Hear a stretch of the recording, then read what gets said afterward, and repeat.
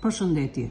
Sot do të bëjmë ushtrime praktike për dallimin e përemrave ai, ajo, ata, ato, kur janë dëftor dhe kur janë vetor. Përemrat ai, ajo, ata, ato janë vetor sepse tregojnë vetat. Ato përdoren si përemra vetor në vetën e tretë njëjës dhe shumës. Kanë dy gjini dhe dy numra. Lakohen, nuk shoqërohen me emra. Ai mëson rregullisht, është veta e tretë njëjës mashkullor. Ajo punon si mësuese, veta e tretë njëjës femëror. Ata vizatojnë bukur, veta e tretë shumës mashkullor. Ato pëlqejnë matematikën, veta e tretë shumës femëror. Përemrat dëftor, ai, ajo, ata, ato, dallohen nga vetorët se shoqërohen me emra. Tregojnë frymore sende që janë larg folësit.